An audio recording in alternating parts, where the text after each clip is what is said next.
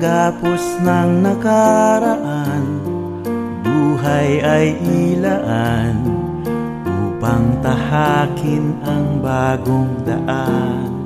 Paliko-likong landas, tinuwid na ng Mesyas, at ang bagong lupa't langit ay bukas.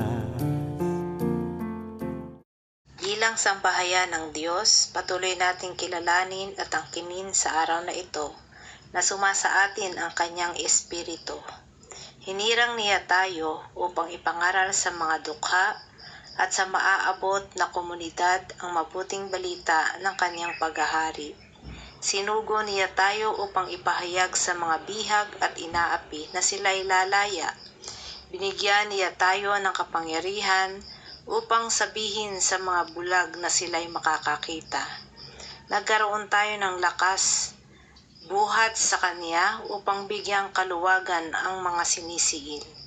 Pinahahayo niya tayo upang ipahayag sa lahat ang pagliligtas na Kanyang gagawin.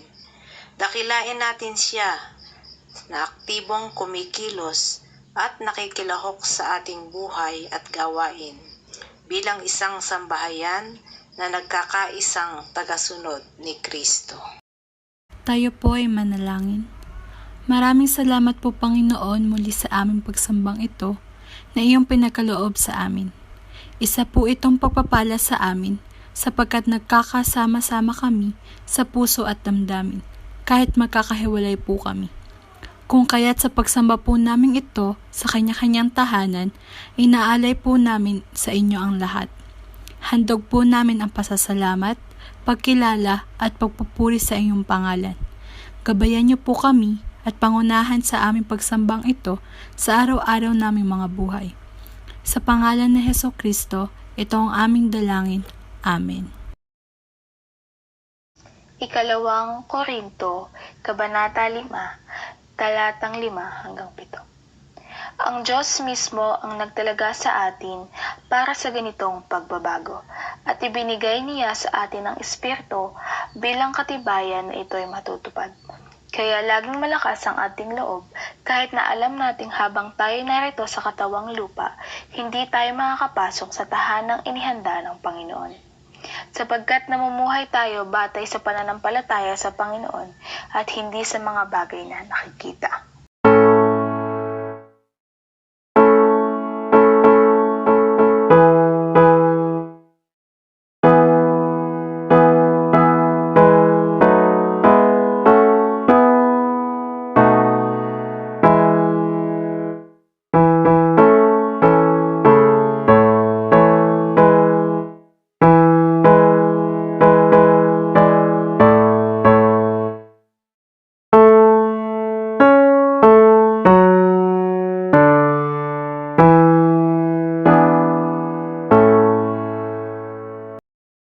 Magandang gabi po sa ating lahat.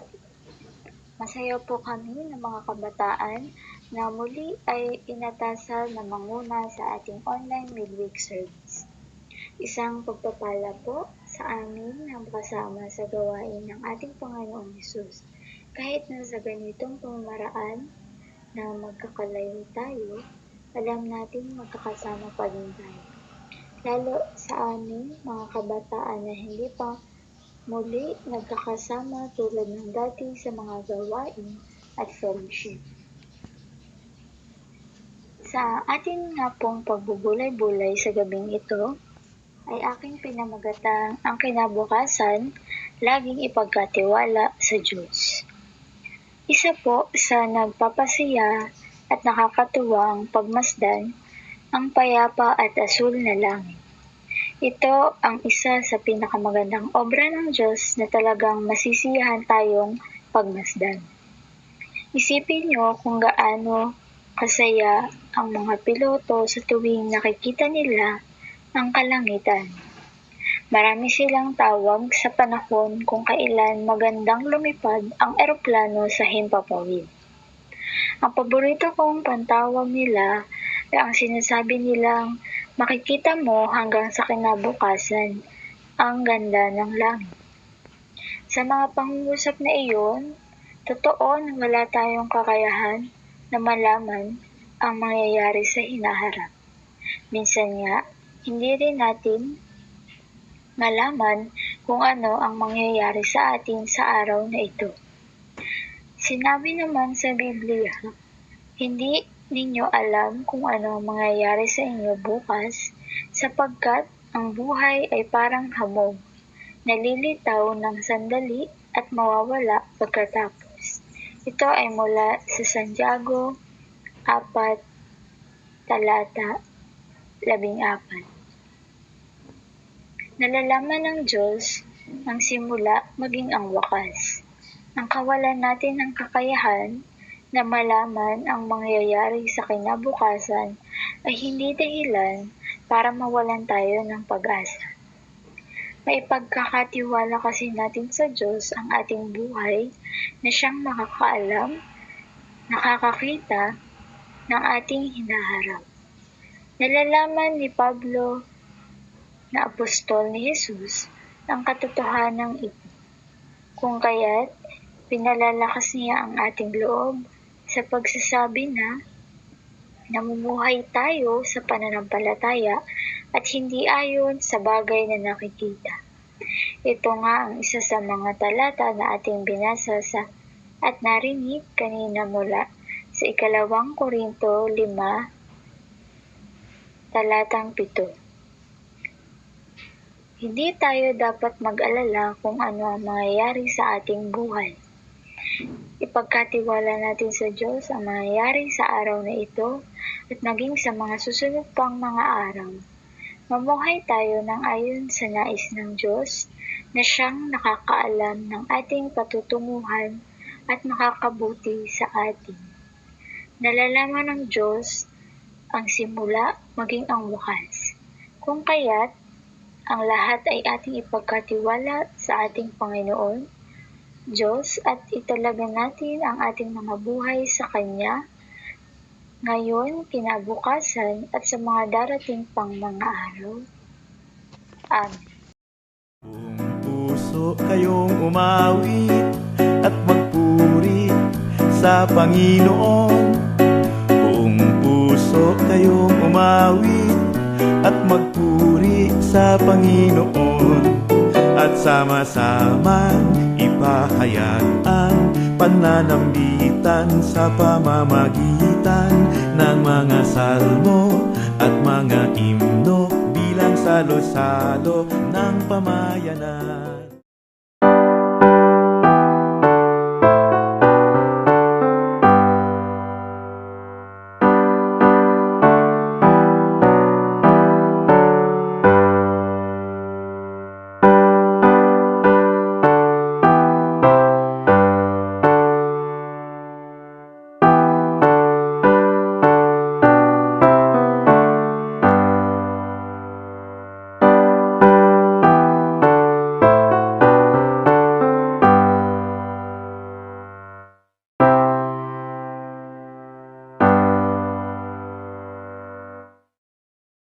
Tayo po ay manalangin.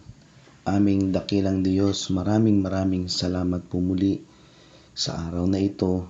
Gayon din muli, lagi naming kinikilala na ang bawat araw na dumadaan, ang inyo pong pag-iingat, pagkalinga at pangangalaga at pagmamahal sa aming mga buhay, ang siya naming nararanasan at patuloy na tinatanggap na nagmumula sa inyo. Kung kaya't Panginoon, sa aming pagsambang ito, sa inyo namin inaalay ang mataas, dalisay at ganap na pagsambang ito, upang ikaw ay aming pasalamatan, laging kilalanin sa aming mga buhay at alayan ng papuri para sa iyong pangalan. Salamat o aming Panginoon sa pangunguna ng mga kabataan, kung saan ang mga kabataang ito'y patuloy ninyong pagpalain, ingatan at pangunahan sa kanilang mga buhay. Gayon din sa aming lahat, sa bawat tahanan na inyong itinatag at patuloy na pinagpapala. Sa amin nga pong pagtatalagang ito, O aming Panginoon, ang aming mga buhay ay lagi naming ipagkakatiwala sa inyo. Gayon din, itatalaga ang aming mga buhay upang sa gayon nga'y kami mamuhay sa pananampalataya, hindi sa mga nakikita lamang namin. Tulungan niyo po kaming patuloy na maging matatag sa pamamagitan ng aming pagtitiwala sa inyo bilang aming Panginoon. Lalo tigit sa maraming mga suliranin na kinakaharap ng aming bayan, ng aming pamayanan, kung saan sa inyo po namin tunay na ipinagkakatiwala at itinatalaga. Hinihiling ang iyong pag-asa, pag-iingat, patnubay sa bawat isa sa amin, Panginoon. Maging sa buong bayan, ang inyong paghahari ang siyang masunod at kami na iyong iglesia ay patuloy na magtiwala at magtalaga at maglingkod sa inyo. Sa amin din pong pagtatalagang ito, patuloy po naming idinudulog ang laging pagmamalasakit namin sa isa't isa, sa aming kapwa, lalo tigit sa mga nangangailangan, na pagdadalanginan namin sa isa't isa, lalo tigit sa mga may karamdaman, humaharap sa mahigpit na pagsubok, mga suliranin, at mga maaaring bagyong dumadaan, maging sa mga iba't ibang kalalagayan. Panginoon, sa inyo po namin idinadalangin at idinudulog ang lahat, kung saan naniniwala kami na ang inyong pagtugon, pagkalinga, pagpapagaling at pagdadala sa amin ng pag-asa ang siyang tutugon sa bawat pagdalangin namin. Muli po, ito po ang aming panalangin sa pangalan ni Jesus na aming Panginoon at tagapagligtas. Amen.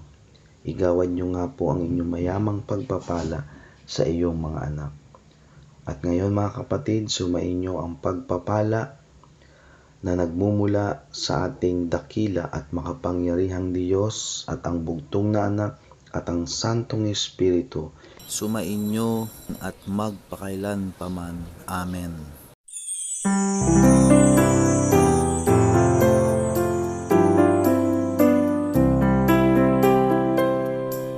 Humayo ka sa bilin at salita ng Diyos, mga alituntunin at turo ni Jesus.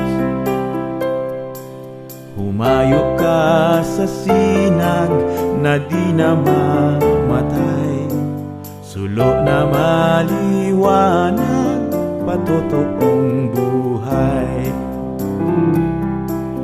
Humayo tayong may panatag at maglayag ng may galak, sa bayang balis at bagabag, pag-asa, paglingap. Humayo ka sa diwang buot magkaugnay, at sa palatuntunan lahat pantay-pantay.